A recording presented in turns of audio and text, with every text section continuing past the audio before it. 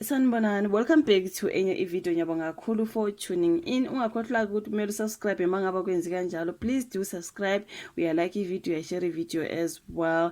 Nokubuka ke ama ads kuyasiza kakhulu. Now guys, asiqhubekeni sikhuluma ke ngenkosi. Siyazi ukuthi namalanga sizoba nama video ambadlwana nje because inkosi saloku itrendile. Kuloku kusakhulunywa ngale ndaba yokudivorce kwakhe. Kubuye kukhulunywe futhi ngendaba yokuthi kuthiwe uyashada. Njengoba divorce nje kukhona amshadayo. So lokho ngibona istory ehlukehlukene, so I keep on coming ngalezo story ezifana nalezo because sikhuluma ngomuntu munye. And yeah, kuthiwa ke isilo siyaqhubeka ke nezinhlelo zaso yize sibhekeneke nesehlukaniso sizwile ukuthi uyahlukanisa nomunye ke wamakhosikazi wakhe. Isehlukanisa sizange siphazamise izinhlelo zesilo omisizulu sinqobile kazwelithini. Ihhovisi lesilo limemezela ukuthi ziyaqhubeka izinhlelo zembube yize ibhekane nesehlukaniso nomunye wondlunkulu bayo.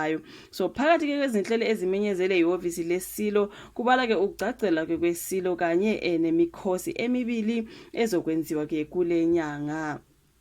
Na okhulumela isilo umntwana uSimphiwe Zulu uveze ukuthi indlulamiti yamakhosi iyaqhubeka nokwenza umsebenzi wesizwe. So ke kuthiwa kumntwana uSimphiwe uthe sekunamasonto amabili imbube ise emgonqweni njengoba ke kuqhubeka umkhosi wokweshwama. Nawo emasontweni amabili uqalile kumkhosi esigodlweni emashobeni. Njengamanje kumkhosi uyaqhubeka, ingonyama igonqile, umsebenzi uhamba kahle futhi ke sibona ngisho nemvula noma ke indlela uNkulunkulu asikhumbula ngayo ukuthi umkhosi kaZulu uhamba ngendlela. Umntwana uSimphiwe uthe ibutho lizofika ngomgqibelo esigodlweni emashobeni wathi ke ngesonto ke liyobe seliphuma ke liyogawula usekwane. Nawo ngomhla ka13 kubikwa ke inhlambeko kuyodinga umhla ka14 ebusuku kuzosuka ke kube umhla ka15 lapho ke kugcwala khona inyanga. Izinsizwa ziyokubeke sezibamba ke inkunzi njengoba ke sazi ke ukuthi lolo ke esiko luyabe lusi ke ngidlulela ngibone ukuthi lolo siko luyaye lugcinwe ngomhla ka16 kuyokube sekuba ke iladi lapho ke kuyobe sekuphothula khona umsebenzi. Umntwana ke uSimphiwe ukhumbuze ibutho ukuthi ngosuku lokuphothula ke komkhosi ibutho livunula ngamashoba ahamba emahlombe wathi ke aziphathwa ke izagila nodonkana. Siphatha izinduku ezimnyama, abantu bayayazi ke imithi ebamnyama uma ke isivothiwe. Umntwana uSimphiwe uthi emva kwalomkhosi kuyobe ke sekuqala amalungiselelo omkhosi wasesandlwana. Umkhosi uzokuba ngoJanuary 2022.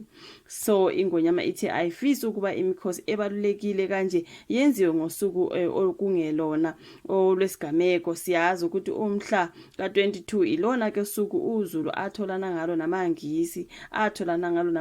Ingonyama icelile ukuthi umkhosi wenziwe ngomhla ka22 yize uphakathi nezinsuku. So umntwana kuSimphiwe uthi isilo sicelile ukuthi umkhosi wenziwe ngosuku olufanele. So ngeledlule ke kuvele izindaba zokuthi isilo sifake isicelo sokwehlukanisa nomunye wondlunkulu baso emaphepheni afakwe enkantolo enkulu eMgungundlovu. Indlulamiti yamakhosi ikhale ngokuthi umshado wayo noNdlunkulu ngeke usalungiseka, yaveza ukuthi sekuphele unyaka behlala ngokwehlukana. So ngalo ke eledlule kuphinde kwavela izindaba zokuthi isilo sizocacelwa kuNdlunkulu uNomzamo Miyeni.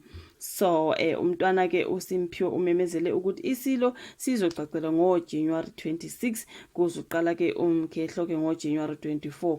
Lona ke umsebenzi omkhulu odinga kuphelele sonke isizwe namakhosi. Lona daba balibhalile ke ngomshado ke wenkosi njengoba ke bebhala bechaza lana ukuthi kuzokwenzeka kanjani nini, you know what. So ke ilona ke daba njengoba ngishilo mina ngathi mina ngizozane update njengoba senginawo ama video enkosi, ama video esilo ngokushada nangokuhlukanisa into kanjalo. Ngoba mangithi ngiyakuleya publication babhale ngaye, mangithi ngiyangale babhale ngaye, bese ngibona kubalekile ukuthi ngize ngalawo ma video. So yeah man you guys, okuhle kodwa kubona nalo umsebenzi and everything else. Ngizobe jabulela ke nemvula ukuthi makusenza umsebenzi onjena kubonakala ngemvula ke inetha nalambu yakhona ngazi ukuthi uma kusenza imisebenzi enjena ungabona ke imvula inetha kusho khona ukuthi yonke into ihamba kahle.